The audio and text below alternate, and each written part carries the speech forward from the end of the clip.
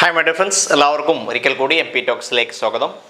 നമ്മളിന്ന് ഡിസ്കസ് ചെയ്യുന്നത് കണ്ടതുപോലെ തന്നെ നമ്മളുടെ വിദ്യാർത്ഥികളുടെ സ്കൂൾ വെക്കേഷൻ ടൈം ഏറ്റവും നല്ല രീതിയിൽ ഉപയോഗപ്പെടുത്താൻ ശ്രദ്ധിക്കേണ്ട ഒരു 6 കാര്യങ്ങളാണ് നമ്മളിന്ന് വിശദമായിട്ട് പറയുന്നത്. ഓക്കെ, നമുക്കറിയാം പലപ്പോഴും വെക്കേഷൻ നല്ല രീതിയിൽ ഉപയോഗപ്പെടുന്ന വിദ്യാർത്ഥികളുമുണ്ട്. അതുപോലെ തന്നെ വെക്കേഷനെ കൊണ്ട് ബുദ്ധിമുട്ട് അതിന് ശേഷം അവരെന്ത് ചെയ്യാണ് വീണ്ടും മോശമാവുന്ന അവസ്ഥയിലേക്ക് എന്ന വിദ്യാർത്ഥികളുണ്ടാവും. അപ്പോൾ അവിടെ രക്ഷിതാക്കൾ ശ്രദ്ധിക്കേണ്ട കാര്യങ്ങൾ അല്ലെങ്കിൽ വിദ്യാർത്ഥികൾ ശ്രദ്ധിക്കേണ്ട കാര്യങ്ങളാണ് നമ്മൾ വിശദമായിട്ട് പറയുന്നത്.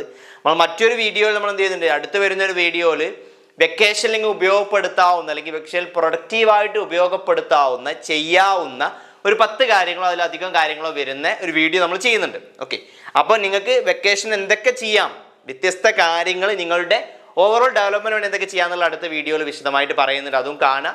ഇതുമായി ബന്ധപ്പെട്ട ഒരുപാട് വീഡിയോസ് ചെയ്യാൻ ഇതുമായി ഉദ്ദേശിക്കുന്നുണ്ട്. എല്ലാ വർഷവും ചെയ്യുന്നതാണ്.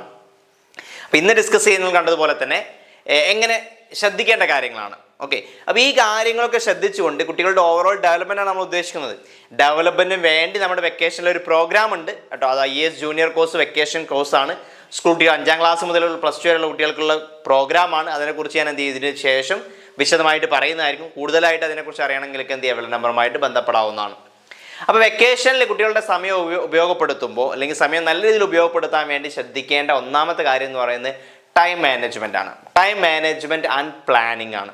അപ്പോൾ നമ്മൾ കുട്ടികൾക്ക് എന്ത് ചെയ്യണം, ഒന്നെങ്കിൽ നിങ്ങൾ കുട്ടികളെ കൊണ്ട് ഇപ്പോൾ കുട്ടിയാണ് കേൾക്കുന്നതെങ്കിൽ കുട്ടി സ്വയം തയ്യാറാക്കുക, രക്ഷിതാക്കളാണ് കേൾക്കുന്നതെങ്കിൽ കുട്ടികളെ കൊണ്ട് തയ്യാറാക്കിപ്പിക്കാനുള്ള കാര്യങ്ങൾ ചെയ്തു കൊടുക്കുക എന്നുള്ളതാണ്. ഈ 2 മാസം ഒരൊട്ടും ഉപയോഗമില്ലാത്ത രീതിയിലായി പോകരുത്. അതിൻ്റെ അർത്ഥം നിങ്ങൾ വിരുന്ന് പോകരുതോ, മറ്റുള്ള വീട്ടുകൾ പോകരുത്, യാത്ര പോകരുതോ, ഒക്കെ ആവശ്യമാണ്. അതൊക്കെ സോഷ്യലായിട്ടുള്ള പല വളർച്ചയ്ക്കും അത് ആവശ്യമാണ്, ഞാൻ പറയുന്നുണ്ട്. പക്ഷേ അതല്ലാതെ വെറും TV കണ്ടോ അല്ലെങ്കിൽ ഫോൺ കണ്ടോ അങ്ങനെ വെറും ടൈം വേസ്റ്റ് ആവുന്ന ഒരവസ്ഥ ഉണ്ടാകാൻ പാടില്ല. അത് ഉണ്ടാവാതിരിക്കണമെങ്കിൽ നമുക്കൊരു ടൈം മാനേജ്മെൻറ്റ്, ടൈം പ്ലാനിങ് വേണം. 2 മാസം നീ എന്തൊക്കെയാണ് ചെയ്യാൻ ഉദ്ദേശിക്കുന്നത് എന്നുള്ളത് എന്ത് ചെയ്യണം, കുട്ടിയോട് ചോദിക്കുകയും അവരെ അത്തരത്തിലുള്ളൊരു ടൈം പ്ലാനിങ് ചെയ്യാൻ വേണ്ടി അവരെ സഹായിക്കുകയും ചെയ്യണം. ഓക്കെ, അത് നിങ്ങൾക്ക് സ്വന്തമായിട്ട് കഴിയുമെങ്കിൽ അങ്ങനെ ചെയ്യാം. ഇനി അതല്ലെങ്കിൽ നമ്മുടെ കോഴ്സിൻ്റെ ഭാഗമായിട്ടൊക്കെ എന്തുണ്ട്, 2 മാസത്തെ ഒരു ഷെഡ്യൂള്, ഒരു ടൈം മാനേജ്മെൻറ്റ് അവരുടെ ജീവിതത്തിന് വേണ്ടി നമ്മൾ കൊടുക്കുന്നുണ്ട്. ആ ടൈം മാനേജ്മെൻറ്റ് അനുസരിച്ച് അവരൊന്ന് ശ്രമിച്ചു കഴിഞ്ഞാൽ, അവർ ജീവിച്ചു കഴിഞ്ഞാൽ, അവരുടെ കാര്യങ്ങൾ ചെയ്തു കഴിഞ്ഞാൽ അത് അവരുടെ ജീവിതത്തിലൊരു ചിട്ട, അതിന് ശേഷം ഒരു ഡിസിപ്ലിൻ ഉണ്ടാവാൻ വേണ്ടി സ്വാഭാവികമായിട്ട് സഹായിക്കും. ഒരു നല്ല ഡിസിപ്ലിനാണ് നമ്മുടെ ഏത് ജീവിതത്തിൽ വിജയിച്ച ആളുകൾ നിങ്ങൾ എടുത്തു നോക്ക്, അതിൽ ഏറ്റവും പ്രധാനമായിട്ട് അവർക്ക് ഉണ്ടായിട്ടുള്ള ഒരു ഘടകം എന്ന് പറയുന്നത് ഡിസിപ്ലിനാണ്. കറക്റ്റ് സമയത്ത് എണീക്കുകയും സമയത്തെ വ്യക്തമായി പ്ലാൻ ചെയ്ത് അതിനനുസരിച്ച് ഉപയോഗപ്പെടുത്തുകയും ചെയ്യുന്നതാണ്. അതാണ് ഒന്നാമതായിട്ട് നിങ്ങൾ ശ്രദ്ധിക്കേണ്ട കാര്യം. ഒരു ടൈം മാനേജ്മെൻറ്റ്, ഒരു ടൈം പ്ലാനിങ് കുട്ടികൾക്ക് 2 മാസത്തിന് വേണ്ടി എന്ത് ചെയ്യുക, തയ്യാറാക്കി കൊടുക്കുക, അല്ലെങ്കിൽ തയ്യാറാക്കാൻ വേണ്ടി അവരെ സഹായിക്കുക, അവർ തയ്യാറാക്കുന്നുണ്ടെന്ന് ഉറപ്പുവരുത്തുക. അതാണ് ഒന്നാമത്തെ കാര്യം. രണ്ടാമത്തെ കാര്യം എന്ന് പറയുന്നത് സ്ക്രീൻ ടൈം കുറയ്ക്കുക എന്നുള്ളതാണ്. പലപ്പോഴും പല കുട്ടികൾക്കും അബദ്ധം പറ്റുന്ന അല്ലെങ്കിൽ അവർ പിന്നോട്ടടിപ്പിക്കുന്ന വെക്കേഷനിലൊരു ഘടകം എന്ന് പറയുന്നത് സ്ക്രീൻ ടൈമാണ്. അത് മൊബൈൽ ഫോൺ ആവും, TV ആവും, ലാപ്ടോപ്പ് ആവും, ടാബ് ആവും, കമ്പ്യൂട്ടർ ആവും, എന്തും ആവാം. നമ്മൾ അവർക്ക് എന്ത് ചെയ്യുന്നത്, നമ്മൾ അവരെ കൊണ്ട് ബുദ്ധിമുട്ടുണ്ടാവണ്ട, ചെറിയ പ്രായത്തിലുള്ളവർക്ക് പ്രത്യേകിച്ച് കുട്ടികളെ കൊണ്ട് ബുദ്ധിമുട്ടാവണ്ട എന്നുള്ള രീതിയിൽ നമ്മൾ ഫോണ് കൊടുക്കും രക്ഷിതാക്കൾ. അല്ലെങ്കിൽ അവർ പുറത്തോട്ട് പോകണ്ട, വേറെ കച്ചേരിയിലേക്ക് പോകണ്ട, കളിച്ച് അബദ്ധം ഉണ്ടാക്കണ്ട, പരിക്ക് പറ്റുന്ന രൂപത്തിൽ എന്ത് ചെയ്യും, നീ TV കണ്ടിരുന്നോ, ലാപ്ടോപ്പ് ടാബ് കണ്ടിരുന്നോ എന്ന് പറയും. അത് സ്ക്രീൻ ടൈം അവരെ ശാരീരികമായിട്ടും മാനസികമായിട്ടും അത് കൂടിക്കഴിഞ്ഞാൽ, സ്ക്രീൻ ടൈം കൂടിക്കഴിഞ്ഞാൽ ശാരീരികമായിട്ടും മാനസികമായിട്ടും ഒരുപാട് അവരെ നെഗറ്റീവ് ഇമ്പാക്റ്റ് ഉണ്ടാക്കുന്നതായിട്ട് തെളിയിക്കപ്പെട്ടിട്ടുണ്ട്. ഒരുപാട് പഠനങ്ങൾ എന്ത് ചെയ്യുന്നുണ്ട്, അത്തരത്തിൽ നമുക്ക് കാണാൻ പറ്റും. അപ്പോൾ സ്ക്രീൻ ടൈം ഒരു ലിമിറ്റ് ചെയ്യുക എന്നുള്ളതാണ്. തീരെ വേണ്ടാന്നും പറയില്ല, കാരണം ഇപ്പോഴത്തെ കുട്ടികൾക്ക് ടെക്നോളജി യുഗത്തിലുള്ള കുട്ടികളാണ്. മൊബൈൽ ഫോൺ ഉപയോഗിക്കാതെ, ടാബ് ഉപയോഗിക്കാതെ ഒന്നും കൂടുതൽ സമയം നിൽക്കാൻ പറ്റില്ല, അല്ലെങ്കിൽ തീരെ ഉപയോഗിക്കാതെ നിൽക്കുക എന്നുള്ളത് ബുദ്ധിമുട്ടാണ്. വളരെ കുറയ്ക്കാൻ പറ്റിയ ഏറ്റവും നല്ല കാര്യമാണ് ഒരു ലിമിറ്റ് ചെയ്ത് ഉപയോഗിക്കുക എന്നുള്ള പ്രത്യേകം ശ്രദ്ധിക്കണം. ഒരുപാട് സമയമാക്കാതെ ഒരു 1 hour 2 hour അതിലേക്ക് മാത്രം ഒരു ദിവസം ലിമിറ്റ് ചെയ്യുക. അത് തരുള്ളൂ എന്നുള്ള എന്ത് ചെയ്യുക, നിർബന്ധിക്കുക. അപ്പോൾ അത് തരുമെന്ന് പറയുമ്പോൾ ബാക്കിയുള്ള സമയത്ത് കുട്ടികളെ എൻഗേജ് ചെയ്യിപ്പിക്കേണ്ടിയുണ്ടാവും. അതാണ് ഞാൻ ടൈം മാനേജ്മെൻറ്റ് ഫസ്റ്റ് വേണമെന്ന് പറഞ്ഞത്. അപ്പം ഏറ്റവും രണ്ടാമത്തെ ഇമ്പോർട്ടൻ്റ് ആയ ഘടകം എന്ന് പറയുന്നത് സ്ക്രീൻ ടൈം എന്ത് ചെയ്യുക, റെഡ്യൂസ് ചെയ്യിപ്പിക്കുക, ലിമിറ്റ് ചെയ്യിപ്പിക്കുക എന്നുള്ളതാണ് ശ്രദ്ധിക്കേണ്ടത്. ഓക്കെ, മൂന്നാമത്തെ കാര്യം എന്ന് പറയുന്നത് ഈ സമയത്തൊക്കെ സ്ക്രീനിനെ റെഡ്യൂസ് ചെയ്ത് കഴിഞ്ഞാലൊക്കെ ബാക്കിയുള്ള സമയത്ത് നമുക്ക് എന്ത് ചെയ്യേണ്ടി വരും, പല കാര്യങ്ങളും ഉപയോഗിക്കേണ്ടി വരും. ഓക്കെ, അതിൽ ഏറ്റവും ഉപയോഗപ്പെടുത്താൻ പറ്റുന്ന കാര്യമാണ് റീഡിങ്. കുട്ടികളെ കൊണ്ട് എന്ത് ചെയ്യുക, പരന്ന വായന, അത് പത്രം വായന ആവട്ടെ, നോവലുകളാകട്ടെ, മറ്റുള്ള കുട്ടികളുടെ നോളജ് വർദ്ധിപ്പിക്കുന്ന GK, ജനറൽ അവയർനെസ്, ഏത് പുസ്തകങ്ങളും ആവട്ടെ, കുട്ടിക്ക് എന്ത് ചെയ്യുക, വായനശീലം ഉണ്ടാക്കുകയും വായന വളർത്തുകയും ചെയ്യുന്ന അല്ലെങ്കിൽ വായിക്കുകയും ചെയ്യുന്ന ഒരു വെക്കേഷനായിട്ട് ഞാൻ കുട്ടികളെ കൊണ്ട് മാറ്റിക്കാൻ വേണ്ടി ശ്രദ്ധിക്കണം.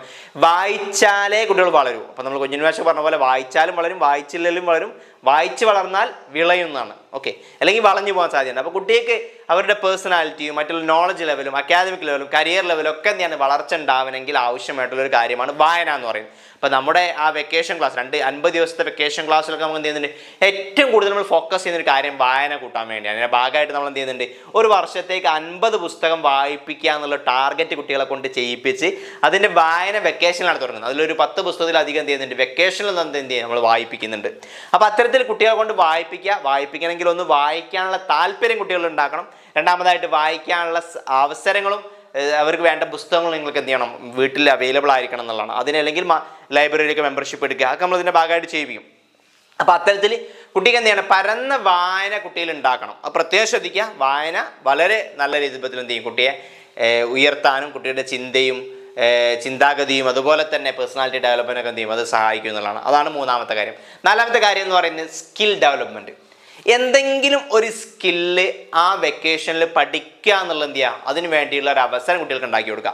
അത് ഇംഗ്ലീഷ് അറിയാത്തവർക്ക് ഇംഗ്ലീഷ് സ്പീക്കിംഗ് ആവാം, അല്ലെങ്കിൽ എന്തെങ്കിലും ചെറിയ വർക്കുകളാവാം. വളരെ സിമ്പിളാണ്. ഇപ്പോൾ നീന്തം പഠിക്കുക, ഡ്രൈവിംഗ് പഠിക്കാൻ വയസ്സായ ആളുകളാണെങ്കിൽ ഡ്രൈവിംഗ് പഠിക്കുക, നീന്തം പഠിക്കുക, മരത്തിൽ കയറാൻ പഠിക്കുക, എന്തെങ്കിലും ആവട്ടെ ഒരു സ്കില്ല്, മിനിമം ഒരു സ്കില്ല് ഈ വെക്കേഷനിൽ കുട്ടി എന്ത് ചെയ്യണം, പഠിച്ചിരിക്കണം. അറിയാത്ത ഒരു സ്കില്ല്, അത് കുട്ടിയുടെ എന്ത് ചെയ്യും, കോൺഫിഡൻസ് ലെവൽ കൂട്ടുന്നുള്ളതാണ്. ഓക്കെ, അത് പ്രത്യേകം ശ്രദ്ധിക്കുക. അത് മറ്റുള്ള കാര്യങ്ങൾക്കൊക്കെ എന്ത് ചെയ്യും, ഗുണം ചെയ്യും.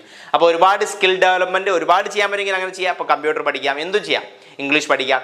ഒരു സ്കിൽ ഡെവലപ്മെൻറ്റ് എന്നീ കുട്ടിയെ കൊണ്ട് ചെയ്യിപ്പിക്കാൻ വേണ്ടി പ്രത്യേകം ശ്രദ്ധിക്കുക. അത് കുട്ടികളുടെ ഓവറോൾ കോൺഫിഡൻസ് കൂട്ടാനും ഡെവലപ്മെൻറ്റ് എന്ത് ചെയ്യുന്നില്ല, അതിപ്പോൾ സ്വാഭാവികമായിട്ടും എന്ത് ചെയ്യാം, സഹായിക്കും എന്നുള്ളതാണ്. അതാണ് നാലാമത്തെ കാര്യം. അഞ്ചാമത്തെ കാര്യം എന്ന് പറയുന്നത് കുട്ടികൾക്ക് ട്രാവൽ, അതുപോലെ തന്നെ എന്ത് ഇൻട്രാക്ഷൻ വിത്ത് എന്ത് ചെയ്യാണ്, മറ്റുള്ള ആളുകളുമായിട്ട്, പേഴ്സണാലിറ്റീസ്. അത് എസ്പെഷ്യലി ജീവിതത്തിൻ്റെ ഏതെങ്കിലുമൊക്കെ മേഖലയിൽ വിജയിച്ച, ഉന്നതിയിലെത്തിയ, ഇൻഫ്ലുവൻസ് ആയിട്ടുള്ള ആളുകളുണ്ടാവും. അത്തരം ആളുകളായിട്ടൊക്കെ ഇൻട്രാക്ഷൻസിന് എന്ത് ചെയ്യുക, കുട്ടികൾക്ക് സംവദിക്കാനും അവരോട് പരിചയപ്പെടാനും അവരോട് സംസാരിക്കാനുള്ള അവസരം നിങ്ങൾ എന്ത് ചെയ്യണം, ഉണ്ടാക്കി കൊടുക്കണം എന്നുള്ളതാണ്. അപ്പോൾ നമ്മുടെ ക്ലാസ്സിൻ്റെ ഭാഗമായിട്ട് ഒരുപാട് IPS IAFSമാരായിട്ട് നിങ്ങൾക്ക് സംവദിക്കാനുള്ള അവസരങ്ങളുണ്ട്. അത്തരത്തിൽ നിങ്ങളുടെ നാട്ടിലുണ്ടാവും വളരെ അറിവുള്ള എക്സ്പീരിയൻസുള്ള ആളുകൾക്കാണോ പല മേഖലയിൽ. അത്തരം ആളുകളൊക്കെ അടുത്തൊക്കെ കുട്ടികളെ കൊണ്ടുപോവുക, അവരോട് സംസാരിക്കാനുള്ള അവസരം ഉണ്ടാക്കുക. അതിലൂടെ കുട്ടികൾക്ക് പല കാര്യങ്ങളും എന്ത് ചെയ്യും, കുട്ടികൾക്ക് കിട്ടും. അത് അവരുടെ ജീവിതത്തിന് എന്ത് ചെയ്യും, പല രീതിയിലും എന്ത് ചെയ്യും, ഇൻഫ്ലുവൻസ് ചെയ്യും. അത് പ്രത്യേകം ശ്രദ്ധിക്കുക. അതുപോലെ തന്നെ യാത്രകൾ, ഇപ്പം ചൂടും കാര്യങ്ങളൊക്കെയാണ്, അതിൻ്റെതായ ബുദ്ധിമുട്ടുണ്ടെങ്കിലും ചില യാത്രകൾ കുട്ടികൾക്ക് എന്ത് ചെയ്യാണ്, വ്യത്യസ്ത ലോകങ്ങളെ പരിചയപ്പെടാനും വ്യത്യസ്ത ജനസമൂഹത്തെ ആളുകളെ പരിചയപ്പെടാനും അതിലൂടെ എന്ത് ചെയ്യാണ്, കുട്ടികളുടെ ഓവറോൾ ഡെവലപ്മെൻറ്റ് എന്ത് ചെയ്യുന്നുണ്ട്, അത് സഹായിക്കുന്നതാണ്. അപ്പോൾ നമ്മൾ ഇതുവരെ പറഞ്ഞ കാര്യങ്ങൾ ടൈം മാനേജ്മെൻറ്റ് ഉണ്ടാക്കുക, രണ്ടാമതായിട്ട് പറഞ്ഞ കാര്യങ്ങൾ സ്ക്രീൻ ടൈം എന്ത് ചെയ്യുക, ലിമിറ്റ് ചെയ്യുക, മൂന്നാമതായിട്ട് റീഡിങ് ഹാബിറ്റ് കുട്ടികൾ ഉണ്ടാക്കുക, നാലാമതായിട്ട് പറഞ്ഞത് എന്താണ്, ട്രാവൽ, അതുപോലെ തന്നെ എന്ത് ചെയ്യുക, കൂടുതൽ ആളുകളായിട്ട് ഇൻട്രാക്ഷൻസ് എന്ത് ചെയ്യുക, സാധ്യത ഉണ്ടാക്കുക, പിന്നെ സ്കിൽ ഡെവലപ്മെൻറ്റ് അഞ്ചാമത്തെ കാര്യം. ആറാമത്തെ കാര്യം എന്ന് പറയുന്നത് ഫിനാൻഷ്യൽ മാനേജ്മെൻറ്റ്. ഈ വെക്കേഷനിൽ ചിലപ്പം നിങ്ങൾ ATM കാർഡും കൊടുത്ത് ഇഷ്ടത്തിന് ചിലവാക്കിക്കോ എന്ന് പറഞ്ഞ് ഒരു ഫിനാൻഷ്യൽ അച്ചടക്കം ഇല്ലാത്ത കുട്ടികളായിട്ട് നിങ്ങൾ വളരെ വളർത്തരുത്. നിങ്ങൾ ഫിനാൻഷ്യൽ മാനേജ്മെൻറ്റും അതോടൊപ്പം തന്നെ ഫിനാൻഷ്യൽ ഏണിംഗ് അവരെ പഠിപ്പിക്കണം. വെക്കേഷനിൽ ഞാൻ എപ്പോഴും പലപ്പോഴും പറയുന്നതാണ് പല ആളുകളോടും, എന്തെങ്കിലുമൊക്കെ ചെറിയ ചെറിയ ജോലികളൊക്കെ ചെയ്യാൻ വേണ്ടി കുട്ടികളെ നിങ്ങൾ പറഞ്ഞയക്കാം. അത് നിങ്ങളുടെ കുട്ടികളെ മോശമായ രീതിയിലേക്കൊന്നും എത്തിക്കാത്ത രീതിയിലുള്ള ജോലികളാവാം, പ്രത്യേകം ശ്രദ്ധിക്കുക. മറ്റുള്ള പ്രശ്നങ്ങളോട്ട് എത്തിപ്പെടാത്ത രീതിയിലോട്ടും ശ്രദ്ധിക്കുക. ചെറിയ ജോലികൾ ഇപ്പോൾ ഓൺലൈനായിട്ടാവാം, ഒരു യൂട്യൂബ് ചാനൽ തുടങ്ങി കുട്ടികളെ കൊണ്ട് ഒരു ഏണിംഗ് ഉണ്ടാക്കുന്ന രൂപത്തിലേക്ക് ചെയ്യാം, അല്ലെങ്കിൽ എന്തെങ്കിലും വീട്ടിൽ വർക്കുകൾ ചെയ്ത് അത് വിൽക്കുന്ന രൂപത്തിലേക്ക് ചെയ്യാം, അല്ലെങ്കിൽ ചെറിയ കച്ചവടങ്ങൾ ചെയ്യാം. അങ്ങനെ എന്തോ ആവട്ടെ, ഓൺലൈൻ ആവട്ടെ ഓഫ്ലൈൻ ആവട്ടെ, കുട്ടികൾക്ക് ഫിനാൻഷ്യൽ ഏണിംഗ് ഉണ്ടാക്കാനുള്ള ഒരു അവസരം എടുത്ത് തുടങ്ങിക്കൊള്ളാം. ഏത് ക്ലാസ് മുതലും, 8ാം ക്ലാസ് മുതലോ അതിന് താഴത്തെ ക്ലാസ് മുതലൊക്കെ എന്ത് ചെയ്യാം, കുട്ടികളെ കൊണ്ട് സാമ്പത്തികം ഉണ്ടാക്കിപ്പിക്കുന്ന ഏണിംഗ് എന്ത് ചെയ്യാണ്, ഉണ്ടാക്കിപ്പിക്കാൻ അവരെ സഹായിക്കണം. കാരണം അതിലൂടെ അവർക്ക് എന്ത് ചെയ്യുന്നുണ്ട്, സമ്പത്തിനോടുള്ള ഒരു റെസ്പെക്റ്റ് അവർക്കുണ്ടാവും. ഫിനാൻസ് നമുക്ക് അതേസമയത്ത് നമ്മൾ കൊടുക്കുന്ന ക്യാഷ് രക്ഷിതാക്കൾ ഇങ്ങനെ ആവശ്യത്തിന് മാത്രം കൊടുക്കുകയാണെങ്കിൽ കുട്ടിക്ക് അതിനോടൊരു വില ഉണ്ടാവില്ല. ഓക്കെ, അവൻ സ്വന്തമായിട്ട് കുറച്ച് ഏൺ ചെയ്ത് കഴിഞ്ഞാൽ ഇതിൻ്റെ കഷ്ടപ്പാട് അവന് മനസ്സിലാവും. ഓക്കെ, അപ്പോൾ അതിനോട് അവർക്ക് റെസ്പെക്റ്റ് ഉണ്ടാവുകയും അത് അമിതമായിട്ട് എന്ത് ചെയ്യണം, അവർ ദുരുപയോഗം ചെയ്യാതിരിക്കുകയൊക്കെ അതിനെ സഹായിക്കും. അതുപോലെ തന്നെ എനിക്കും ഏൺ ചെയ്യണം, ഭാവിയിൽ ഏൺ ചെയ്യണതിനെ കുറിച്ച് എന്ത് ചെയ്യാൻ ചിന്തിക്കുകയും അത് അവരെന്ത് ചെയ്യുക, ബിസിനസ് മൈൻഡൊക്കെ ഉള്ള ആളുകളാണെങ്കിൽ അത് അവരെ പ്രത്യേകം ആ മേഖലയിലായിട്ട് കൂടുതൽ എന്ത് ചെയ്യുന്നുണ്ട്, അടുപ്പിക്കുന്നതിന് സഹായിക്കുകയും ചെയ്യും. അതോടൊപ്പം തന്നെ ഫിനാൻഷ്യൽ മാനേജ്മെൻറ്റ്, വെറുതെ പൈസ ഉപയോഗിക്കാതെ വ്യക്തമായ രീതിയിൽ ഉപയോഗപ്പെടുത്തുക. അത് നല്ല കാര്യങ്ങൾക്ക് വേണ്ടി, ഇപ്പം ചാരിറ്റി പ്രവർത്തനങ്ങൾക്ക് വേണ്ടി അവരുടെ ഫണ്ട് ഉപയോഗപ്പെടുത്താം, നല്ല മറ്റുള്ളവരെ സഹായിക്കാൻ വേണ്ടി, നല്ല കാര്യങ്ങൾ വീട്ടിലോട്ട് വാങ്ങാൻ വേണ്ടി, സഹോദരന്മാരെ സിസ്റ്റേഴ്സിനൊക്കെ സഹായിക്കാൻ വേണ്ടിയൊക്കെ ചെയ്യാം, അവർക്കൊക്കെ കൊടുക്കാം.